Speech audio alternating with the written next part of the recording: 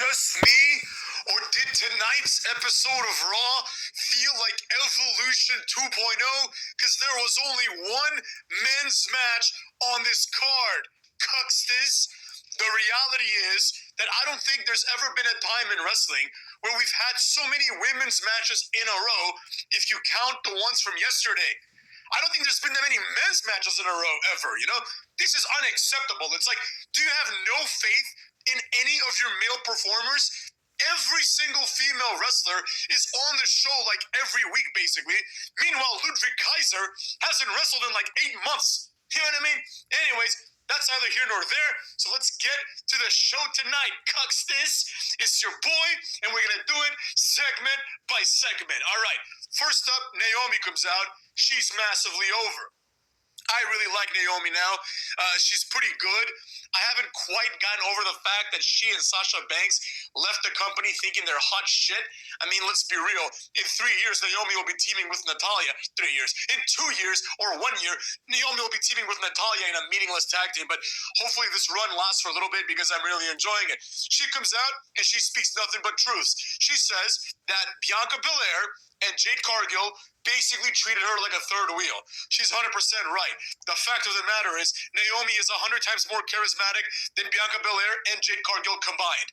As a matter of fact, Bianca Belair is obviously a better athlete. She's a great athlete, but and she's better looking, you know.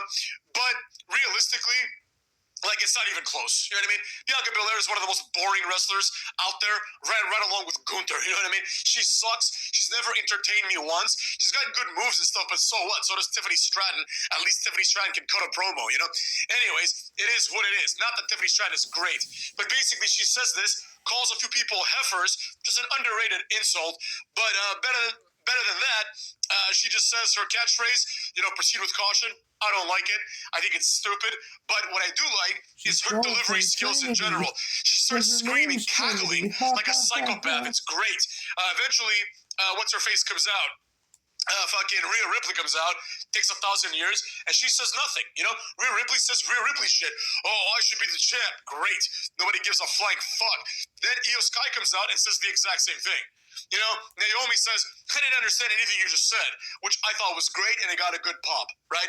Like, it's enough. Enough of people that can't speak English cutting promos. It's unacceptable. And Naomi calls it out, so I like that shit. Anyways, Adam Pearce comes out, and he gets a reaction, too. Someone must have hit the button with the piped-in crowd noises, because nobody's going to cheer for this fucking asshole. He makes a triple threat match for Summerslam, which, in my opinion, quickly dispels the Naomi being a transitional champ narrative. I don't think that Stephanie Vaquer is going to win the title from Naomi at Paris or whatever. Fucking, who cares about that shit? You know what I mean? I think Naomi's going to retain, and quite frankly, I think she's going to retain at SummerSlam too, because she's hot now, you know what I mean? She's cool. So that's what happens. Naomi's like killing it, so good for her. After this, we have the Judgment Day. We have like a obligatory Judgment Day backstage segment. It's like literally, if you watch the last like 50, 60, maybe 70 episodes of Raw, they've had the same backstage segment every single fucking time. You know, at some point, JD McDonough is pretending to play WWE 2K24 or 25 now, motherfucks, you know? Meanwhile, Finn Balor says the same shit he's been saying for 2 years. Dominic is there looking insecure, and then you got either Liv, and now it's Roxanne Perez just being a girl. That's literally all they do. They're just girls. Like Liv Morgan, her entire character is she's a girl. You know what I mean? Straight up. Roxanne Perez's character is she's a girl. You know, Raquel Rodriguez's character is she's a big girl. She's a hefty broad. You know what I mean? This is unacceptable, and I don't like it, quite frankly. The reality is, Liv Morgan has been completely replaced by Roxanne Perez. Not that I give a shit about Liv Morgan, but the facts are the facts, cucks. She's been completely replaced, and quite frankly, it makes no difference. Like, if you took Roxanne Perez and you just made her Dom's girlfriend and she steals Dom from Rhea Ripley, it's the same thing. The story plays out the exact same way. As a matter of fact, if you were to replace Rhea Ripley with Raquel Rodriguez and have the storyline play out with Raquel and Roxanne instead of Liv and Rhea, it would be the exact same thing. Like, clearly, Raquel Rodriguez can also be mommy, right? And Liv Morgan's role can be pretty much done by any tiny girl that's remotely attractive. So this really goes to show what I was saying yesterday, and that is that wrestlers, but especially the women, have absolutely no distinction between them. There is no difference between Saria and Raquel Rodriguez or Saria and Rhea Ripley. There's absolutely no difference, no matter what anyone tells me, between Kairi Sane, Io Sky, and Julia. They're the same thing. They're just three wrestlers who don't speak English and hog all the spotlight. It's unacceptable, and I'm fucking tired of the motherfucks. Anyways, the match is up next. This is the same match that JD set up on the WWE 2K. It's the Kabuki Warriors versus Judgment Day. I think it's for the tag team titles. Who knows and who cares? I mean, it shouldn't be for the tag team titles because what was the point of last night's match? But anyways, that match goes down, and basically the match is boring. I don't care about the Kabuki Warriors. Asuka's return is pretty much done. She's like in the Rusev spot now, in the Aleister Black spot. I don't care anymore. Basically, the match ends in the following way. Dominic Mysterio climbs into the apron, and Asuka just backfists him. I understand that Dominic is supposed to be a little chode, but the reality is that Dominic is nevertheless the Intercontinental Champion.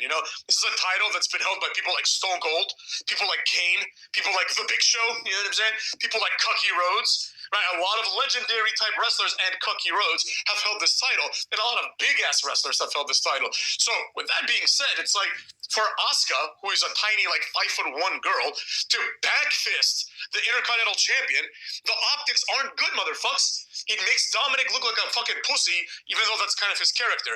It's unacceptable. This is, after all, the Intercontinental title, right? You can even go back not that far to when Gunther was Intercontinental Champion, right? Could you ever see Asuka backfisting Gunther? Like, it would have no effect on him. And we're supposed to believe that, like, Dominic Mysterio is in the same category as Gunther, So there you have it. I didn't like that at all.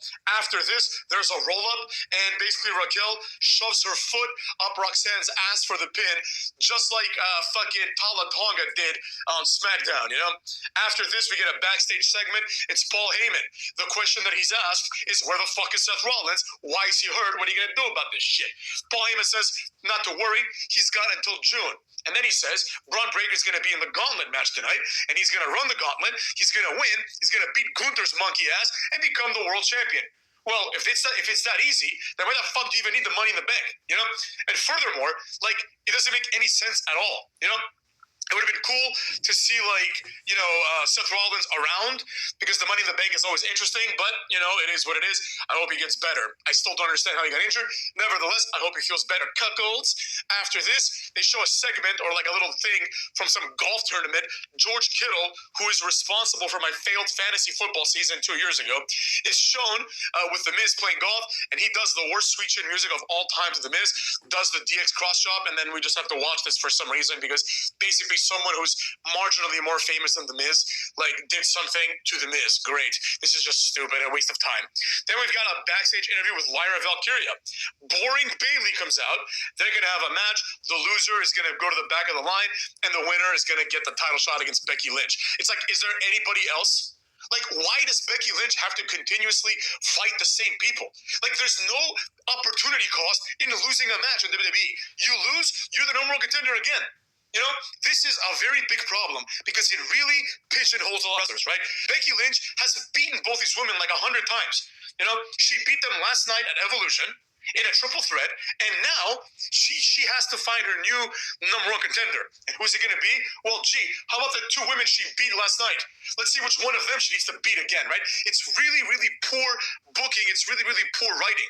I understand they don't want to put in the work and have Becky Lynch start working with another person because, it's easy to have the same match 100 times. So she's going to be working with Lyra Valkyria or Bayley, right?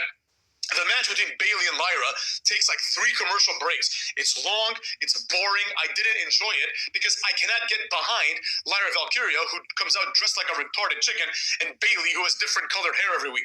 You know what I mean? What is she, Sasha Banks? Anyways, with that being said, the match goes on a fucking eternity.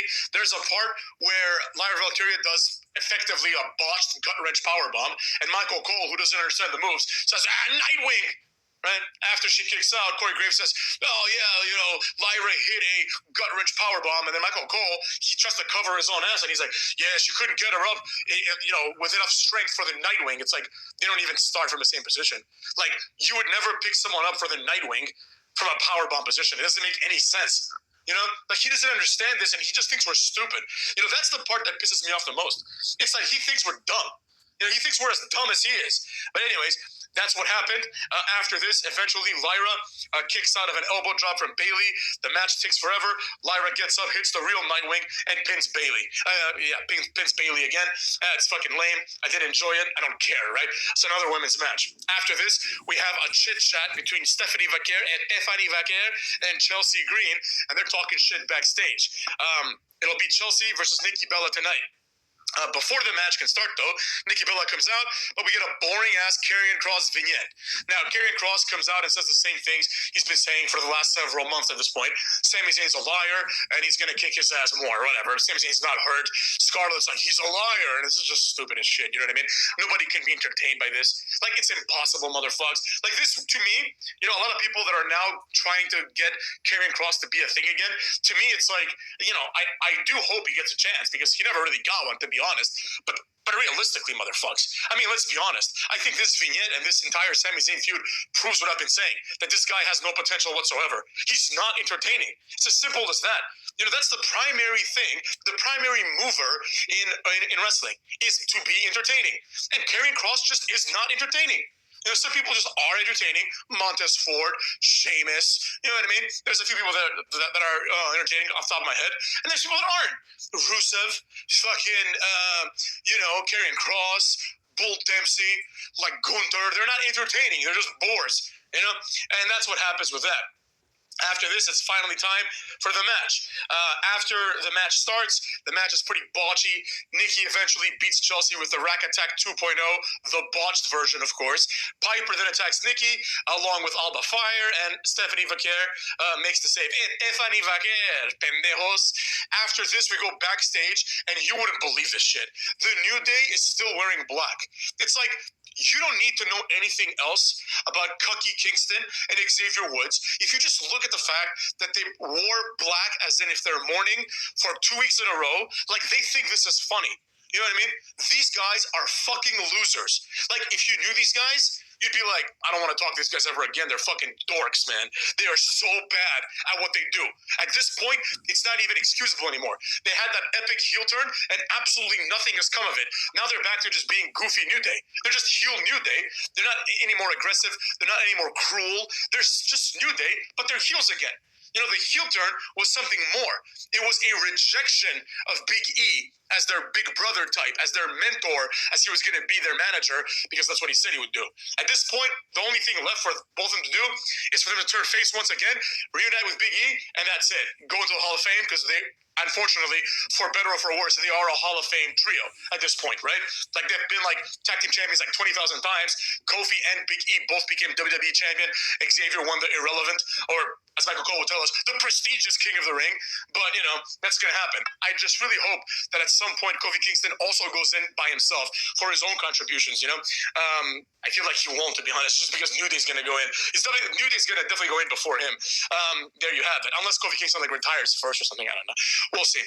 After this, Adam Pearce is there, of course. He tells them they'll be in some sort of number one contenders match next week. Once again, the problem resurfaces. It doesn't matter if you lose.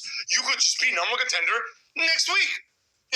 And this is unacceptable. For some reason, some titles, you have to and it's not just some titles, it's some titles at certain points. They'll have a 7-week long number one contenders tournament for the IC title, and then all of a sudden they'll just be like, oh, AJ Styles, he's next. They'll have a Royal Rumble to determine who's going to main event WrestleMania, and then all of a sudden it'll be like, it's going to be Io Sky gets to choose her opponent. What the fuck? Have some structure. I'm not saying have a ranking system or anything complicated like AEW tried to do, but have some structure, man. It's not too much to ask for up in this mug. Anyways, after this, they switch very quickly to a different segment within a segment, if you will. Judgment Day appears, and basically they're leaving the arena. Adam Pearce says, you guys are tag team champions. That's pretty much all he says. He just acknowledges that. He says congrats to the ladies, and he tells Dom that one day at SummerSlam, if he's cleared, he's going to wrestle AJ Styles. He says, but if you're not cleared, no problem. No, how about you strip him of the title? I don't think Dominic has defended it since Like, he defended against some like jobber from AAA, and since then I don't think he's done anything with it or whatever. CMLL, I don't even know what company they bought. Mr. Iguana, go fuck yourselves. So anyways, that happens. It's gonna be Dom and AJ at SummerSlam. AJ just appears in the background because someone thinks this is funny. I don't know why, but they do. After this, we have Rusev. This is by far the worst thing I've ever seen this week, and one of the worst things I've ever seen in my life. Rusev should never be allowed to talk on the microphone. Like, here's the thing, right? I don't want to sound like a hypocrite because the reality is Rusev came into this country just like your boy, an immigrant, but he came into this country much, much older, and he has actually learned English, which I respect very much. And there's plenty of things that I like about Rusev. However, the ability to speak English and learning English is the baseline. That's what lets you, try to cut a promo. The promo still has to be good, and Rusev is not good at promos. Lana was great at promos. Bring her back and give him the Soviet gimmick again. This whole man of God thing that failed in AEW and is failing here is never going to work. This idea, and this is like a big problem in wrestling, this idea that wrestlers are interesting enough on their own, and that's going to be a video for another time, probably tomorrow. Cuts this, and I have a few videos in the pipeline. I'm looking forward to a musical video that I'm going to do soon, Cucks, but we'll get to that at a different time. So basically, Rusev says the following, I shit you not. He says, "Some people call me God." And this is like, how did these words come out of his mouth? And how did he not just laugh at himself? The interviewer, whoever the fuck she is, how did she just not laugh at his face? A grown man tells you, "Some people call me God." No, they fucking don't. You fucking loser. Nobody calls you God. They call you jobber. They call you lackey. They call you jamoke. They call you mook. They call you drain on the financial resources of AEW and WWE. They call you never drew a fucking dime ever since he dropped the Russian plant gimmick, right? They call you a lot of things. God is not one of them. Nobody calls you God. They call you asshole. They call you douchebag. They call you jerk off. You know what I'm saying? I could go on and on, motherfuckers, but they sure as shit don't call him God. Also, who the fuck is the thing? He's like, "Some people call me God." No, they don't. This is just borderline retarded, right? This would be the equivalent of like Taka Michinoku coming out and being like, "Some people call me the Undertaker." Like, the answer is just no, they don't. Nobody calls you this. Nobody sees Rusev and says, "Oh, there goes God." Like, nobody says that, motherfuckers. It's just stupid. It's like nobody thought about this at all. They're just like, "That sounds interesting." Like, you could just see that the writers in WWE are a bunch of dipshits. They're just a bunch of morons who took one creative writing class at the community college, and now they think they understand writing. They don't understand dick, motherfuckers. They don't understand dick. Then Sheamus comes out, says his catchphrase banger after banger after banger after banger, and says they're going to have a rematch. Great. Then Rusev says, "I came here to chase gold, or to defeat gold." It's just some weird verb. Like, to beat gold, not gingers. Ooh. Nobody wants to see this rematch. I sincerely hope that Rusev gets released. And if this means that Sheamus is to be released to avoid this match, I don't even care anymore. This is a complete waste of time. Rusev and Sheamus are just made a match for themselves. It's a rematch at an indiscriminate time. This could be in 7 weeks for all we know. It's not going to be at SummerSlam. This is like a jobber match. This is a Raw match. And it's the same thing again. Rusev has been back for 3 months. He's wrestled 3 times. He fucking sucks, motherfucks. What gold is he chasing? He is a douchebag. Anyways, that happened, and nobody liked it. Then Gunther comes out, and I'm going to be completely honest. Gunther is now on the ban list. I skipped this motherfucker completely until Braun Breaker came out. I cannot tolerate another Gunther promo. It is impossible. I can tell you exactly what he said without even watching it. He probably said, "I showed Bill Goldberg that I'm better. I am a de ring general, and I'm going to be the champion forever." He's probably said something to that effect. Then Braun Breaker comes out with Heyman. Heyman, I kind of I didn't skip the Heyman promo, but I wasn't paying attention, to be honest. It was hard to focus. Paul Heyman also has been making a career for 30 years saying the same thing. He's not entertaining. People that say the same thing every time, right? You can only get away with that if you're basically The Rock or Stone Cold. That's it. That's it. Or maybe John Cena. Anybody else, you start sucking ass. Triple H, there was a 4-year period where Triple H came out and cut the same promo, and nobody liked it. The Rock can make it work because he's The Rock. Stone Cold can make it work because he's Stone Cold. Ric Flair can make it work because he's Ric Flair. Cena can make it work because he's Cena. Hogan can make it work because he's Hogan. But everybody else, you're shit out of luck. So basically, that's what goes down, motherfucks. Heyman basically says Breaker is him, and that he will body everybody. And it's time for the gauntlet match. After like 35 minutes, Braun Breaker bodies Penta, who is the first guy. Despite not winning a match in a fucking decade, Penta is somehow in the #1 contenders match. I would have liked for this gauntlet match to be, instead of a 5-man, be like a 7 or an 8-man match. Right? And instead of having 20 minutes between Penta and Braun Breaker, have 10 minutes with Penta, 10 minutes with El Grande Americano. You know? Make it more interesting. Anyways, he bodies Penta. Nobody would have predicted otherwise. Nobody would have thought that Penta would body him. Even if he did, you already know that Penta has no chance of winning. Braun Breaker has a small chance of winning, but a chance nevertheless. After this, LA Knight comes up, and the burial and humiliation of LA Knight continues. These are the two best guys in the company, in my opinion, LA Knight and Braun Breaker. So this is a treat in many ways. But basically what happens is Braun Breaker hits like the fireman's carry double knees thing, then just spears him and wins. Right? So LA Knight just lost to the lackey of the guy that he beat last night, or 2 nights ago. You know? Doesn't make any sense. I don't know why. I was hoping that LA Knight would win the match. You know? But he didn't. I think LA Knight versus Gunther would have made more sense. Give LA Knight like a relatively short title run until Rollins is back, and have Rollins cash in on him, and then you start that feud. And at that point, I don't care. I know LA Knight, if he becomes champion at this point, like, to be honest, I don't think it's gonna happen. But if he does, he's gonna be a one-time champion. Like, he's not gonna be this, like, you know, this face of the company. We already know that. You know, but I think he deserves one title run, given that he's the best guy in the company as we speak. So anyways, that happens. Next up, it's Jey Uso, motherfucks. Jey Uso comes out. They have a back and forth. Jey Uso's whooping that ass. Bronson Reed interferes. And for some reason, I don't know why, in this gauntlet match, there are no DQs. Why? Why are there no DQs? How about, like, Bronson Reed's interference causes a DQ, and Braun Breaker gets eliminated? Simple as that. But that's not what they wanted to go for. So, it is what it is.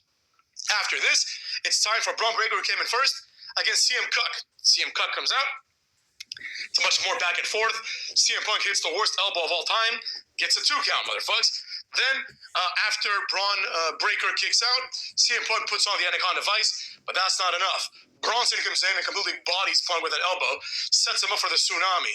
But then Uso comes back with music. I don't understand why. You should have just had him, like, loiter around the ring, like, be beaten up or something.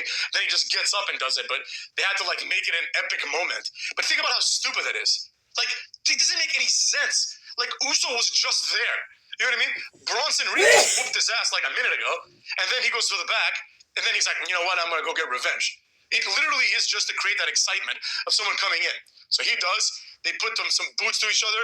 Eventually, what happens is, like, CM Punk, like, just kicks Bronson Reed in the face as Bronson Reed's going for a spear, picks him up, GTS, and pins his ass. You know what I mean? Now it's going to be CM Punk versus Gunther at Summerslam for the meaningless title. And then Bronson Reed and Braun Breaker come back in and start thoroughly whooping that ass. They eat a couple of spears. The good guys eat a couple of spears. Eventually they get stacked, and Bronson Reed is going to go for the tsunami. But then as the fans are chanting for OTC, the OTC comes out, motherfucks. TC won. That's right. Roman Reigns is back, motherfucks. And it is undoubtable that Roman Reigns was massively over, right? Roman Reigns has star power. He has aura. And unfortunately, you know, I will admit it. Like, to me, I'm not interested in Roman Reigns anymore, but I can't deny the fact that people are, right? People love the motherfucker. It's as simple as that. They love Roman Reigns. And quite frankly, I get it. I don't particularly agree, but I get it. You know what I mean? Like, I'm not going to sit here and pretend that there's no reason to like Roman Reigns. Like, he just looks like a star. Just the looks alone. He comes out, you're like, this guy's a massive star. And he's next to, like, Jimmy Uso, who used to be his lackey. And you're like, yeah, I completely understand why one of them is a star and the other is a lackey. Right? Roman Reigns comes up, thoroughly beats the hell out of Braun Breaker and Bronson Reed, which is only impressive because it's Roman Reigns, because fundamentally Roman Reigns is like one of the longest reigning world champions of all time, and he just beat 2 lackeys. He beat 2 lackeys of his lackey. Like, Seth Rollins was Roman Reigns' lackey, and now he beat the lackeys of the lackey, right? It's just absurd. But he did. So good for him, cucks. Then after that, he helps Jey Uso up, and, you know, it's hard with these Usos. And then CM Punk is looking at him, and he doesn't say anything to CM Punk, and he just, like, looks at Heyman, and Heyman's, like, terrified, and that's that. I mean, like, so what? Who cares? The only thing that could make this work is if there's follow-through, but I think we all know there won't be. Right? What's going to happen is next Monday, Heyman's going to to come out and he's going to say, Tribal Chief came back, and now it's going to be him and Jey Uso versus like Bronson Reed and Braun Breaker. That's what's going to happen. You know what I mean? You can bet your ass that match is happening at WrestleMania, right? Which, in my opinion, represents another setback in the Roman Reigns career, right? Roman Reigns, he's after Heyman, I guess, but for some reason, like, that's just not enough. I mean, he's just after Heyman, and it's just not enough because to get to Heyman, all he's got to do is go through two lackeys. Now, it's two lackeys that I happen to like, but nevertheless, they're two lackeys, right? It doesn't change anything. Also, furthermore, for some reason, these two lackeys don't mistreat Paul Heyman. Like, why did Solo Sikoa mistreat him? These guys respect him, you know? But it is what it is. That's how that went down. Nobody could possibly give a flying rat's ass about this. And honestly, if you really think about it, at War Games, Bronson Reed was on the other team. He was on the anti-Roman Reigns team, you know? And, like, Paul Heyman was with Roman Reigns at the time. So it's like now they've just completely switched sides, you know, like both him and Heyman. And it's like, it doesn't make any sense. He was pretty much okay with Heyman getting bullied by Solo Sikoa. I mean, they're all supposed to be like friends because they're from the islands. But, you know, that's how that went down. Obviously, Roman Reigns coming back is noteworthy. But quite frankly, I don't give a shit, you know. I hope that he comes back again next week. But like I said, it's going to be just Heyman on a mic telling us what's going to happen. And then maybe the next week he's going to be Heyman on a mic telling us that the match was made. And then the match is going to happen. And then Roman Reigns is going to win. And then he's not going to show up for another 3 months. Yeah. So who the fuck cares? But for what it's worth, for the fans that were there in attendance, you know, I'm sure they enjoyed it, and I gotta give props to that. Like, the fans enjoyed it. The fans probably got a kick out of it. So good for them. I can't hate on that motherfucker. But overall, some sort of Raw was complete garbage. I didn't enjoy it at all. The gauntlet match was interesting, except for the fact that CM Punk came in the end and won, and also because there was interference and no disqualifications in it. Doesn't make any sense. Like, it's like the point of a number one contenders match is to determine the most apt individual to fight the champion, right? Like, even the board of directors, you should be like, wait a second, you can't have the guy that cheated win. Doesn't make any sense. And then by that logic, Tozawa would have won because he would have just summoned all his ninjas. You know? So there you have it. That part I didn't like at all, number one. And also, I didn't like the fact that there were so many women's matches. Like, we get it, motherfuckers. We get it. You want to overcompensate for years of sexism. But that's just stupid. You know, just how about treat people equally now? You know, that's the problem. A lot of times in America, people try to overcompensate, you know. They understand that certain groups have an inherent inferiority complex. In this case, it's women in wrestling. They just feel, they realize that they haven't had as much accomplishments as men in WWE, obviously, right? Because that's just how WWE has worked. That's how wrestling has worked. And the reality is WWE is this big because of several key male wrestlers, right? Realistically, if it weren't for like The Rock, if it weren't for fucking Stone Cold, if it weren't for Hogan, if it weren't for Cena, wrestling would not be this big and this global. You know, it's not because of Trish Stratus and it's not because of Lita, who I like very much, but let's be real, you know. WWE's trying to overcompensate. They want to give the spotlight to the women. Be my guest, but, you know, in my personal opinion, it's like you had like a women's only pay-per-view. Like, we've seen Bayley wrestle twice. You know what I mean? Like, in the same weekend, if you count Monday as well, right? Like, Becky wrestled 2 times, yesterday and today. And like I said earlier, Ludwig Kaiser wrestles once every 8 months. And you got people like Gunther, who wrestles once every like 6 months at this point on TV at least. And then you got fucking that asshole, you know, Sheamus and Rusev, who they wrestled like 2 or 3 weeks ago, and now they're going to wrestle in 2 or 3 weeks again. That's their entire career. It's like 1 month of pay. Like, they're basically been getting paid like whatever they make a month. Let's say they make like $20K a month or something, right? Probably more, realistically. At least Sheamus. You know, Sheamus probably in the millions. So they probably make like several dozens of thousands, if not for Sheamus, maybe $100,000 a month, maybe more, right? And all he has to do is wrestle Rusev once. You know, and then come out and say fella a few times. So, you know, if you think that's a good way to spend your money, be my guest. But personally, I don't think it's worth it. You know, that's what the hater thinks. But, I mean, let me know what you think. You know, that's what the hater thinks. But let me know what you think. Was tonight's episode good? Was it mid? Or was it shit? Maybe that'll be my new, like, rating system. Mid, shit, or hit. You know what I'm saying? I'm coining that right now. Mid, shit, or hit, motherfuckers. Maybe I'll start putting that on the thumbnail. I don't know. We'll see. That being said, take care of yourselves. Enjoy the rest of your Monday night. And I'll see you guys tomorrow up in this bitch.